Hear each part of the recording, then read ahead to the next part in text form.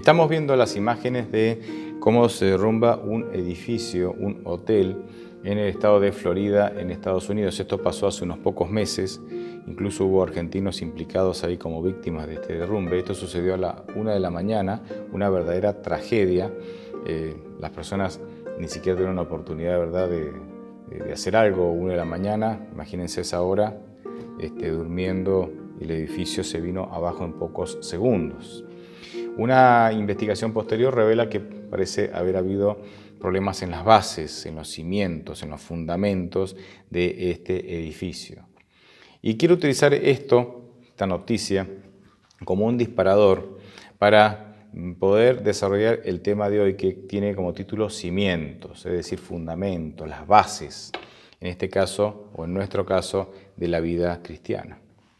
Pablo va a usar, o Dios a través de Pablo va a usar la ilustración del edificio para mostrarnos o enseñarnos cómo tenemos que construir nuestra vida espiritual, cómo tenemos que edificar nuestra vida espiritual. Y si bien este es un tema conocido, hoy pretendo, con la ayuda de Dios, mirarlo o desarrollarlo desde otra perspectiva. Bueno, comienzo diciendo que la iglesia de Corinto, que era una de las iglesias que ministraba Pablo, tal vez fue una de las iglesias, o tal vez fue la iglesia más difícil, con más problemas y más conflictos de las iglesias que Pablo tuvo que ministrar. Así lo revelan, o así parece revelarlo, las cartas, ¿sí?, el contenido de las cartas que él le envía. Esta iglesia estaba dividida en facciones, se había dividido en grupos, estaba fracturada. Y algunos grupos apoyaban a Pablo, otros grupos apoyaban a un predicador cristiano de origen judío que se llamaba Apolo, y otros incluso apoyaban a algunos de los 12 apóstoles, ¿sí?, algunos de los otros apóstoles. Entonces Pablo va a intentar enseñarles, o una de las grandes enseñanzas de esta carta, de la carta a los Corintios, es enseñarles y advertirles el peligro de edificar, ¿sí?, de construir nuestra fe, nuestra vida cristiana, en otro fundamento, en otro cimiento que no sea Jesucristo. Él le va a intentar de diversas maneras hacerlos reflexionar sobre este asunto. Leo 1 Corintios 3, del 11 al 15. Porque nadie puede poner otro fundamento que el que está puesto, el cual es Jesucristo. Y si alguno edifica sobre este fundamento y pone oro, plata, piedras preciosas, madera, heno u hojarasca, su obra podrá verse claramente. El día la pondrá al descubierto, y la obra de cada uno, sea la que sea, será revelada y probada por el fuego. Si lo que alguno sobreedificó permanece, ese recibirá su recompensa. Si lo que alguno sobreedificó se quema, ese sufrirá una pérdida, si bien él mismo se salvará, aunque como quien escapa del fuego. Bien, yo quiero destacar 2 puntos, ¿sí?, y que luego los voy a desarrollar. El primero es que este pasaje nos dice que todos los que edifican sobre Jesucristo, todos los que hacen de Jesucristo su fundamento en su vida espiritual y en su vida cotidiana, se salvan. Usted dice, bueno, esto es muy obvio. Sí, es obvio, pero es importante que lo destaquemos por una serie de puntos que vamos a resaltar en un rato. En otras palabras, en nuestra vida espiritual, el fundamento tiene que ser Jesucristo. Es decir, ¿qué significa esto? Que yo soy salvo por su gracia, pero que también puedo vivir por su gracia. Puedo llevar una vida acorde a su voluntad, no porque yo tenga la capacidad de hacerlo, sino porque Él pone a mi disposición la gracia necesaria para que yo pueda vivir de esa manera. El segundo punto que quiero destacar es que si bien todos edifican sobre Jesús, en el texto se mencionan 2 grupos y ambos grupos edifican sobre el fundamento, hacen de Jesucristo su fundamento o el fundamento de su vida espiritual. Vuelvo a mencionar el segundo punto. Si bien todos edifican sobre Jesús, y porque edifican sobre Jesús se salvan, no todos reciben la misma recompensa. Y este es el punto que voy a desarrollar hacia el final. Bien, comienzo mencionando la idea de que el texto menciona diferentes materiales sobre los cuales edificamos o construimos nuestra vida espiritual. Repito, el texto menciona 2 grupos de personas. Ambos grupos tienen como fundamento en su vida espiritual a Jesucristo, pero estos grupos se diferencian porque construyen su vida espiritual con materiales diferentes. La base es Jesucristo, pero lo que sobreedifican arriba de la base, que es Jesucristo, son materiales diferentes. Por ejemplo, el primer grupo edifica su vida espiritual con materiales que parecen ser más duraderos y resistentes. Y el texto bíblico que leímos los menciona como oro, plata y piedras preciosas. La palabra piedras preciosas podría traducirse como mármol. El mármol era una piedra resistente, ¿sí?, que se usaba en las edificaciones y obviamente se la consideraba piedra preciosa porque no era común y no era igual a los materiales normales o estándar para edificar. Estos materiales pueden representar una sana instrucción o bien también pueden representar miembros de iglesia con una vida saludable, una vida espiritual saludable. Pero también el texto de Corinto, de la carta a los Corintios, menciona a otro grupo, al segundo grupo, que edifica, repito, la base es Jesucristo, pero edifica su vida espiritual con madera, heno y hojarasca. Bien, el heno no es otra cosa que pasto, sí, el pasto, hierbas, sí, pasto, y la hojarasca son hojas secas, ¿no? Estos materiales pueden representar una instrucción defectuosa, ¿sí?, un conocimiento defectuoso de Cristo y de su gracia, o también pueden representar a miembros de iglesia con una vida espiritual en decadencia. Recordemos, y esto es importante, recordemos que hay muchas falsas creencias y doctrinas en las iglesias cristianas que no pueden soportar el mensaje de la palabra de Dios y por lo tanto no contribuyen a la formación de un carácter sano. En la religión puede haber mucho fanatismo, intolerancia, falta de humildad, exagerada atención a las formas y ceremonias externas, pero también hay entusiasmo, suele haber entusiasmo superficial, agitación y manipulación emocional. Lo importante es que el fuego va a revelar cuál es nuestro carácter y el fuego va a revelar con qué estoy edificando, construyendo mi vida espiritual. Aunque la base sea Jesucristo y su gracia, el fuego va a revelar con qué estoy construyendo mi vida espiritual. Y hay un paralelismo interesante acá, porque cuando ustedes ven que se quema una casa, un edificio, lo que queda en pie son los materiales resistentes al fuego. Y lo que se quema son los materiales justamente que no eran resistentes al fuego. En definitiva, la fe de los hijos de Dios se manifiesta en tiempos difíciles, se manifiesta en el tiempo, en el fuego de la prueba, ¿sí? Y esto no solamente lo menciona Pablo, también lo menciona el apóstol Pedro. En 1 de Pedro 1:7, él dice lo siguiente: pero cuando la fe de ustedes sea puesta a prueba, como el oro, habrá de manifestarse en alabanza, gloria y honra el día que Jesucristo se revele. El oro es perecedero y sin embargo se prueba en el fuego. Y la fe de ustedes es mucho más preciosa que el oro. Si nuestra fe no es equilibrada, si nuestro carácter se ha formado de una mezcla de filosofía humana y tradiciones religiosas, entonces no resistirá la prueba de las dificultades y terminaremos apartados de Cristo y de su iglesia. ¿Con qué materiales estás edificando tu vida espiritual? ¿Con costumbres, con tradiciones?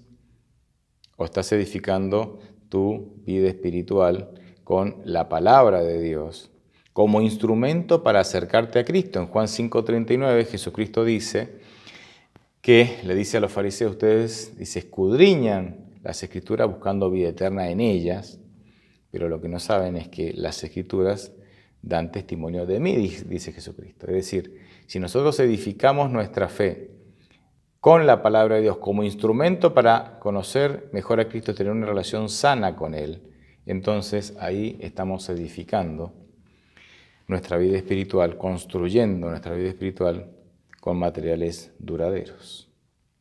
Ahora, quiero destacar la idea de que hay una relación entre el carácter, el servicio y la bendición final, la recompensa que los salvos recibirán. Y esto se destaca en el versículo 14 y 15 del texto de Corintios que leímos. Hago una aclaración con este asunto de la recompensa. La Biblia habla de recompensa. El mundo cristiano habla de recompensa y no está mal. Pero quiero destacar el concepto bíblico de recompensa. En la Biblia recompensa no es que Dios me da algo porque yo me lo gané. Porque la salvación es un regalo, es por gracia. Yo no tengo que hacer nada y no puedo hacer nada. No es que no tengo, no puedo hacer nada. Y porque no puedo, no tengo. No puedo hacer nada para ganarme el regalo de la salvación. Entonces, a veces cuando hablamos de recompensa, según los conceptos sociales que nuestra sociedad maneja, a veces podemos llegar a la conclusión de que nosotros podemos hacer algo para recibir esa recompensa. Pero cuando la Biblia habla de recompensa, habla de una bendición que Dios te regala. ¿Sí? Dios lo manifiesta de esa manera, o el texto bíblico, digamos, el lenguaje de la Biblia lo manifiesta de esa manera, pero el concepto es ese, ¿sí? No es diferente, es un poco diferente al concepto social que tenemos de recompensa. Fíjense lo que dice el versículo 14. Y si lo que alguno sobreedificó permanece, ese recibirá su recompensa.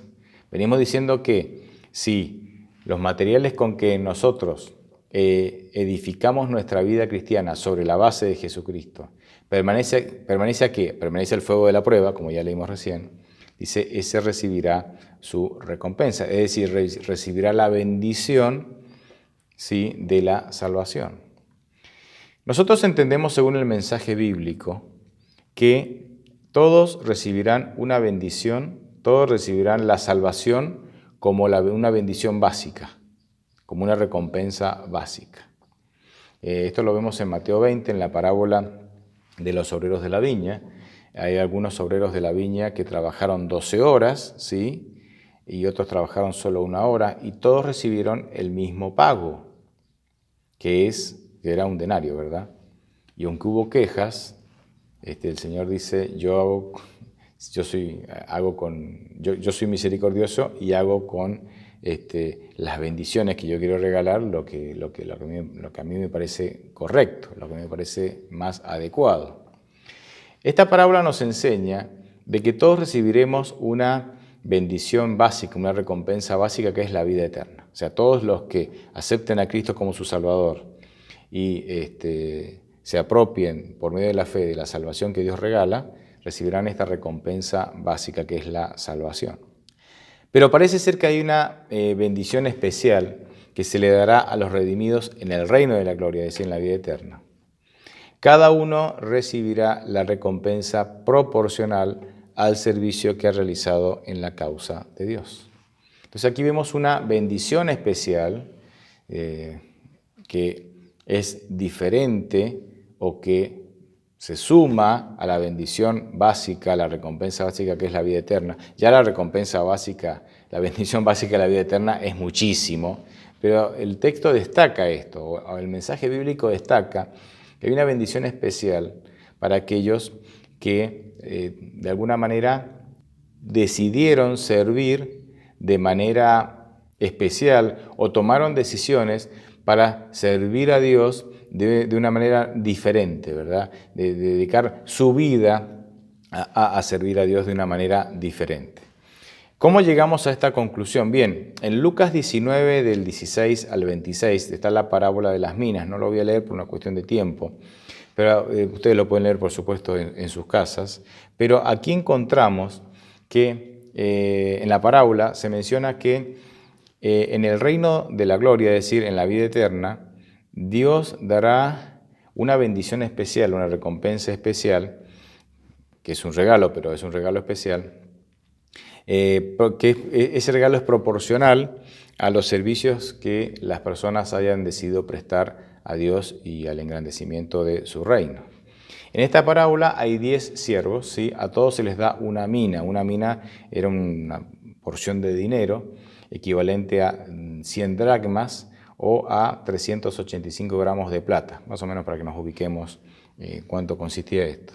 Bien, cuando el Señor vuelve, el Señor se va de viaje y cuando vuelve, Él los llama para que cada uno le rinda cuentas. Y nos encontramos que el primero ganó 10 minas, o sea, a todos se les había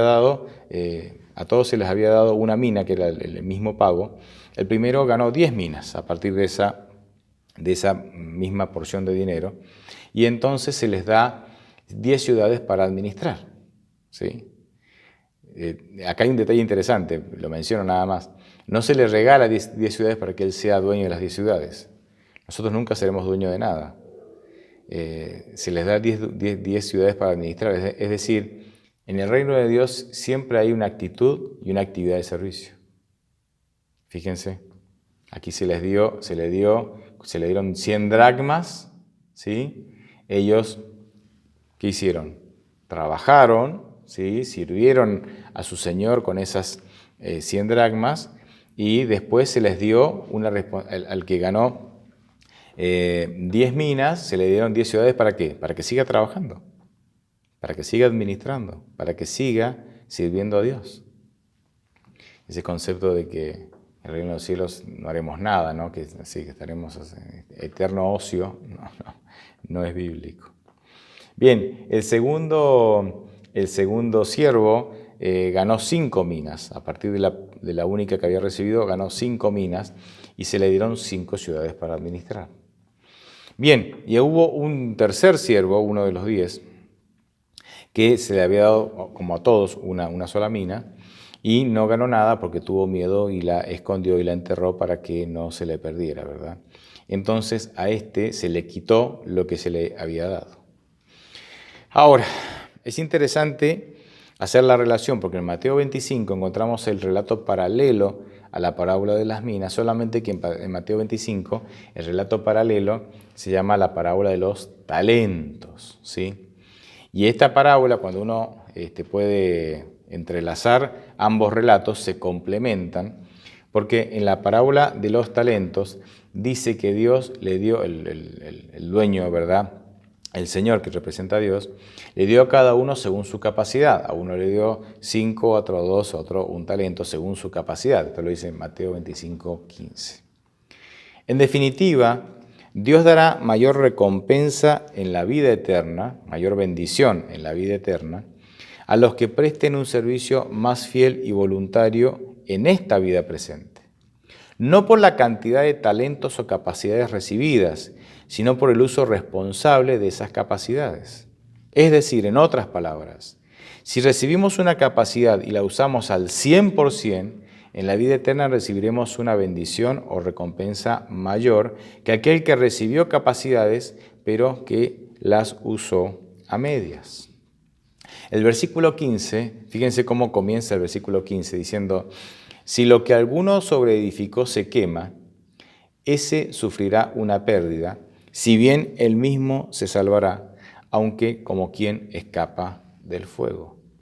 En otras palabras, si aceptamos la gracia de Dios para salvación, pero edificamos un carácter con madera, heno u hojarasca, es decir, con creencias bíblicas incorrectas, con énfasis desmedidos o tradiciones que terminan opacando la verdad bíblica, sufriremos una gran pérdida, aunque nos salvemos. ¿Qué significa la frase de que sufriremos una gran pérdida? Bueno, nuestro carácter fue defectuoso, por lo que brindamos un servicio mediocre en la obra de Dios. En otras palabras, desfiguramos las enseñanzas de Jesús mediante palabras y obras equivocadas, y posiblemente sembramos semillas de duda, malas conjeturas y hasta amor al mundo, y como resultado, nuestra influencia hizo que muchas almas se aparten del puro evangelio y acepten el error. Entonces, cuando venga el fuego de la prueba y ese fuego ponga en evidencia nuestro carácter defectuoso y nuestras obras equivocadas, podemos arrepentirnos sinceramente y Dios nos perdonará y nos salvará. Pero debido a que nuestra edificación, a que la construcción de nuestra vida espiritual era defectuosa, algunas almas quedarán fuera del reino. Entonces, aunque seamos salvos porque hemos edificado sobre el fundamento que es Jesús, otros se perderán eternamente. Gálatas 6:7 dice: no se engañen, Dios no puede ser burlado. Todo lo que el hombre siembre, eso también segará. Y fíjense cómo termina el versículo 15. que leímos recién, dice, si bien él mismo se salvará, aunque como quien escapa del fuego. ¿Qué significa como quien escapa del fuego? Literalmente el texto dice a través del fuego, o la versión Nácar Colunga dice como quien pasa por el fuego. Es evidente que significa que se salvará con dificultad. Es interesante este asunto de la recompensa, que como dije recién, la recompensa no es otra cosa que un regalo de Dios. Es interesante cómo lo presenta la Escritura. Siempre que edifiquemos sobre Jesucristo y que entendamos que la salvación es por gracia, nuestra salvación, valga la redundancia, está asegurada.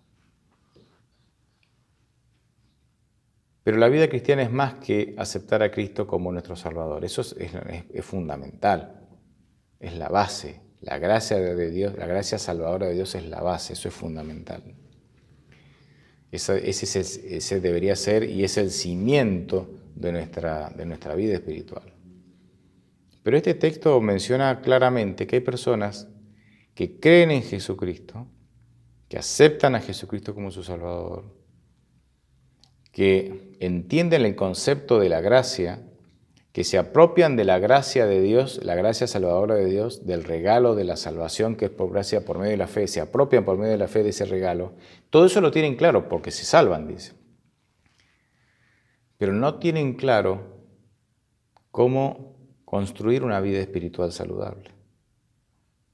Y le han puesto más énfasis en tradiciones, en costumbres, en interpretaciones personales de la Biblia, más énfasis en determinados temas bíblicos en detrimento de otros. Entonces su predicación ha sido no equilibrada, ¿sí? Ha sido desequilibrada. Y eso, obviamente, cuando viene el fuego de la prueba, no sobrevive, no persiste. Esos énfasis equivocados o esas filosofías equivocadas a través de las cuales que usamos como materiales para edificar nuestra vida espiritual, han generado en nosotros un carácter defectuoso. No representamos un carácter que no representa a Cristo. Que no representa a Cristo. Y fíjense que estoy hablando hay una palabra que yo menciono con frecuencia que es énfasis equivocados. Sí, a veces podemos integrar a nuestra vida filosofías que no son bíblicas, pero a veces sencillamente lo que hacemos es tomar temas bíblicos y enfatizarlos de manera desmedida, en detrimento de otros temas, y entonces nuestro carácter se vuelve defectuoso. Algunos enfatizan el amor, y creo que hay que enfatizar el amor porque Dios es amor. 1 Juan 4:8 dice eso, en detrimento de una vida sostenida, una vida santa sostenida por la gracia de Dios. Y otros enfatizan lo otro, ¿verdad? Enfatizan las obras y la conducta en detrimento de la gracia. Algunos enfatizan el aspecto profético de las Escrituras en detrimento del amor. Y hay un equilibrio para todo. O sea, el mensaje bíblico es equilibrado. Es equilibrado. Y contempla todos estos aspectos. Todos estos aspectos. Pablo va a concluir este pensamiento con los versículos que leímos, de alguna manera dándonos la idea de que los que edifican una vida espiritual con los materiales incorrectos terminan llevando a Dios una ofrenda pobre y estropeada cuando podrían haber llevado mucho fruto para la gloria de Dios. Y destaco el caso de Sansón. Que se salvó, sí, porque Hebreos 11 lo coloca en la galería de los salvos, pero que llevó una vida por no aceptar los planes de Dios, por no aceptar el propósito que Dios tenía para su vida, por no edificar su vida con los materiales correctos, sino que su vida espiritual estaba edificada sobre sus caprichos, sobre su manera de ver las cosas, sobre su manera de servir a Dios como Él le parecía. El centro de su vida no era Dios, sino que era Él. Y cosechó mucho dolor, sufrió mucho, e incluso hasta fue rechazado en algún momento por sus propios compatriotas. Y si bien se salvó, yo veo en Sansón el versículo 15, ¿no? Una representación del versículo 15. Se salvó como pasando por el fuego. Sí, se salvó, pero su ofrenda fue pobre. Su ofrenda fue una ofrenda estropeada, una ofrenda... Él podría haber llevado una vida llevando mucho fruto, pero su vida espiritual la construyó con materiales incorrectos. ¿Con qué estás construyendo tu vida espiritual? ¿Sos un cristiano formalista, que te apegas a las normas, a las reglas, a las estructuras? Esas cosas tienen su valor, pero no pueden ser el material a través del cual yo construyo mi vida espiritual. O sos un cristiano de mente abierta, como algunos se autodenominan, ¿verdad? En donde estás edificando tu vida cristiana con emociones, con agitación, ¿verdad? Con esas cosas, porque ahí hay vida, o aparentemente pareciera que ahí hay vida, no como los otros muertos allá. ¿Con qué estás edificando tu vida espiritual? Nuestra vida espiritual tiene que ser edificada en la palabra de Dios. La palabra de Dios como instrumento para llevarnos a Jesús. Y con esto llegamos a la conclusión de que Jesucristo tiene que ser nuestra base, tiene que ser nuestro fundamento, pero la persona de Jesús y la gracia de Jesús tiene que permear todo el edificio. Él no solamente tiene que ser nuestro fundamento, Él tiene que permear todo el edificio. Nuestra vida tiene que tener olor a Jesús. Hay una frase en la Biblia, olor grato a Jehová. El olor a los sacrificios es el olor grato a Jehová. Y lo interesante es que el olor, las fragancias, no tienen límites. Los líquidos tienen el límite del recipiente. Los sólidos, las sustancias sólidas, tienen el límite de la forma que tienen. Las fragancias no tienen límite. Uno coloca un ramo de flores o una fragancia, destapa, ¿no? un perfume, y la fragancia no tiene límite. Inunda todo el recinto y va mucho más allá del recinto. Tu vida es de olor grato a Jehová. Las personas que se relacionan contigo, las que pasan, las que te ven de lejos, pueden sentir el aroma de Jesús que permea, de la gracia de Dios que permea tu vida por completo. Ese es nuestro desafío. Ojalá podamos vivir a esa altura. Dios te bendiga.